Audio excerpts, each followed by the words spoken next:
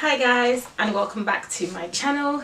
Thank you all so much for the love. I feel like I have to say that every day in every video just because I truly appreciate it, and you guys actually make it, easy for me to come back and film more videos. Today I'm back with a highly requested video, one that I get asked all the time, either in emails or in person, and I just thought it would be great to do a video to share my experiences and also help anyone who is starting out, in the middle, or nearly at the end of writing any professional exams. I'll be targeting this one specifically to the ICSA because obviously that is the exams that I took, but you can always use these in any way, shape or form and implement it into your day-to-day in any professional exams you're taking, or even at uni or sixth form, school, whatever. It's all applicable. So if you haven't followed my journey, I just recently qualified as a chartered secretary and governance professional. So I've just recently graduated. I'm a grad Icsa. I'm in the process of applying for my associate status. If you want to catch up on that, I'll link a video to my previous one that I did, and you can learn more about the ICSA as well. Great profession. So I studied for 6 exams, and the exams are known as the CSQS exams, the Chartered Secretaries Qualifying Scheme. I was exempt from 2, which was applied law and company law, just because I have a law degree. If you have a finance degree as well, you will be exempt from the financial modules. But I do have a video on that. Again, I would link that above, and feel free to check it out or drop me an email about it. So studying and working full-time was one of the difficult things I've ever had to do, but I'm extremely proud of myself for actually accomplishing it. There are some things I put in place to help me writing those exams. Like, if you know me in person, you know the sacrifices, but most of it actually was through discipline and hard work. But here are my 5 top tips as to how you can effectively study for ICSA exams or any professional exams that you're taking. So point 1, you have to prepare yourself. When I say prepare yourself, you have to prepare yourself mentally, physically, emotionally, everythingly, basically. It is not the easiest thing to do. It can really drain you. It can, just because you have a full-time job where you work 9 to 5. What time are you going to fit that around studying? And then you have the weekends where you actually want to relax, or let your hair down, and then you have to pick up a book and study. And studying for professional exams outside of a university setting is extremely difficult, because at university you have a timetable that you follow. You attend lectures for 3 hours in the morning or 2 hours in the morning. You have the rest of the day off. It doesn't really work like that when you're working when you're in the working world, and you have to incorporate studying around that. So I would advise anybody, before you actually sign up for any professional exams, I urge you to really think about it and put yourself into something where you're physically in the mindset to actually take it on board. So prepare yourself, have a chat with yourself, look at your vision board, look at your goals. The qualification you're taking, is it necessary to enable you or help you to where you want to get to in future? Is there another way that you could do it possibly? Is it part-time, or do you want to is there another module that you can take, or another professional course that you can take? Really think about it before you fully commit yourself to taking a professional exams. I don't want to scare anyone. I would urge anybody to take any professional exams, really, because it puts you in a good setting when you go into the job market. But I would strongly advise that please prepare yourself, prepare your mindset, and know what you're getting yourself into. So once you've prepared your mindset, the next thing now is to discipline yourself. You have to set realistic deadlines, set a timetable, and follow that through. When I say discipline, it's not just, okay, I know I'm going to study on Mondays and that's it. No, you have to fully prepare yourself, discipline your mind. So what I used to do really when I was writing my exams is I always slowly ease myself into it. So for instance, I start revising 3 months to the exam. Basically, I know because I need a lot more time. I set realistic deadlines and I ease myself in. So after I've passed one exam, you have a break in between before you have your next exam, because for the ICSA we have 2 sittings a year. I know for the ACCA and the Cima you can sit that 4 times a year.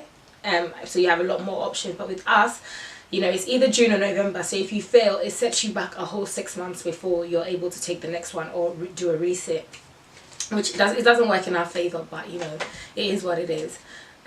So I discipline myself. I set 3 months aside, and I start easing myself in. So what it is on Mondays, Tuesdays and Thursdays, I study for about 2 hours, you know, either in the morning or after work, depending. But I have a day off as well, but I'll come to that. So what I do is, you know, I study for an hour, 2 hours, you know, just reading through the book, taking notes here and there, deducing the book into what I understand and making it into my notes. So I do that, and then about 2 months, you know, maybe 2 months into the exams, I start to fully commit. So I wake up early in the morning, I study before work, I study during my lunchtime at work, and then I study after work. So that is, you know, to just ease me in. You know, when you want to start something, you don't just like go into it, you have to slowly break into it, and that's how the mind is. You have 2 months off where you're not reading anything, you're not reading any books. So to come back and just think, you know, I'm going to sit down for 5 hours and study, it's really not going to work. So that's what I do. I ease myself in slowly, have a deadline that I have to reach each time. So each week I know that I have to finish a specific chapter. If I haven't finished that chapter, then that is my own issue, but I have to move on to the next chapter. So I set realistic deadlines that I have to reach at the end of each week. Again, that is the discipline. My third point is to work smart, and that is actually moving on from my second point. Working smart, especially with the ICSA exams, is you won't be able to finish the textbook. And I have to encourage and advise everybody that the ICSA textbooks are like this big, like literally carrying that every day to and from work, having to study. Yeah, I don't know even how I did it, honestly. Yeah, but thank God. So you have to really like position yourself and put yourself in a way where you have to work smart. When you finish, you won't be able to finish the book, as I said, but you have to have a look at past questions and see what questions come up on what. I'm not saying they're going to repeat the same questions, but you'll be able to sort of figure out how the questions are actually set and around what, especially for unseen papers. Again, with the ICSA exams, for level 6, you don't have any case studies released to you, but for level 7, you have case studies released to you for CSB, developing strategy, and for the case study itself. So you're able to pinpoint what could possibly come up, but for level 6, you don't have any idea, basically. So you have to work through past questions and figure that out. Again, for me, when I start out, as I said, I ease myself in, and then about 2 weeks before the exams, or wherever I am with the book, I have to back up my knowledge with past questions. The ICSA have past questions from 2010 up until now, so I would work through them, read them on the train, read them before I go to bed sometimes, you know, just not to read to take in, more to read to just familiarize myself with how the questions are actually set. And it's a helpful tip, because if you decide to read the entire book before you actually pick up past questions, or before you start to analyze what could possibly come up, you'll be late, because 3 months is not enough time. And they say studying for 150 hours, like it's just not, for me personally, I just found it impossible. So that was what I'll say. Work smart.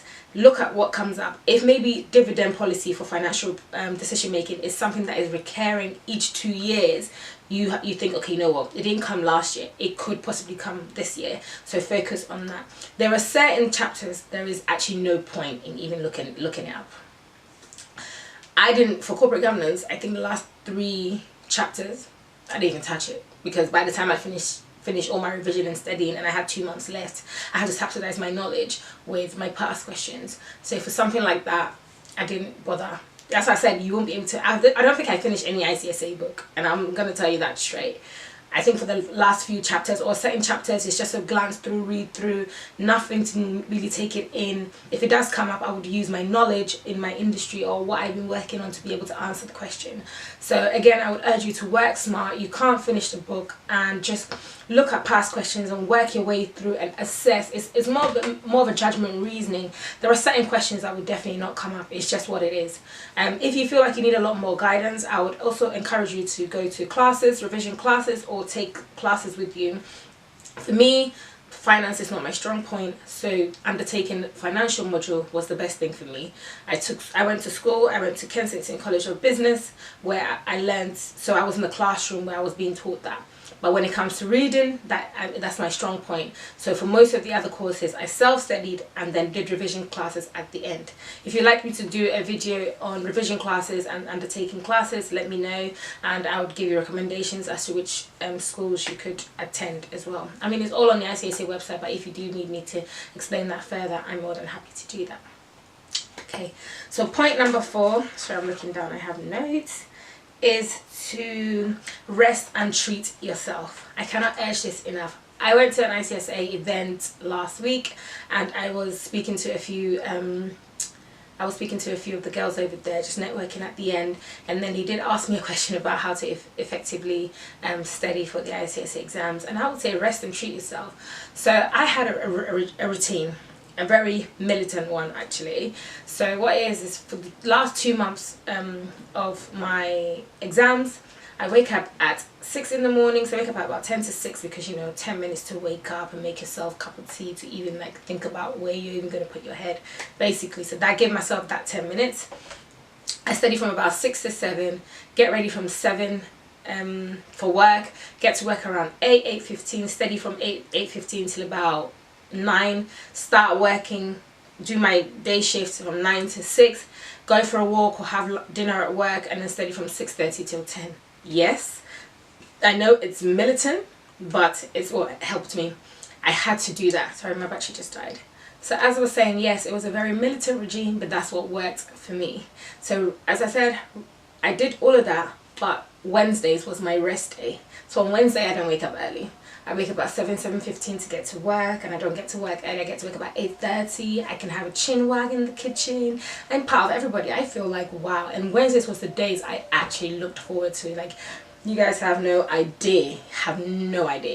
Because it's like, you know, when you work out all the time and then you have a treat day, you look forward to it, and Wednesdays was my day. So anybody who I wanted to meet up with, it's Wednesday. We're catching up on Wednesday. If you're a good friend and, you know, a little bit of soft spot for you, then Friday sometimes. But that all depends on how much I had done during the week, because perhaps, you know, I said I'm going to study Monday, Tuesday, Thursday, but I wasn't effective on Tuesday. I wasn't productive. And you will have those days. You would read something, get home and think, what the hell did I even study? Like, was today even productive? You know, so it's one of those things that you just have to factor in, and the days that will come. So if you have those days, don't beat yourself up. Just know that you just have to, you know, add it to another day, or try and figure out a way that works for you. Yes, and again, that also means that you have to know how you work and how you study. For some people, studying in short bursts works for them, and that's me. I study for about 45 minutes, take a 15-minute break, back on it again, 15-minute break, back on it again. Some days the brain can take in more, so you can study for an hour, hour and a half. So it's just what works for you. You have to figure that out. So once you've done that, you'll be able to assess how best you can work and what days work for you. Some people, you know, you have to factor in the gym as well. For me personally, it was difficult going to the gym, working full time and doing these exams. So I did have a gym membership, but weekends was my only time. And again, I wake up early, do classes and do things like that, but it wasn't something where I could go religiously. But perhaps it could work for you, because exercising is really good if you're studying as well.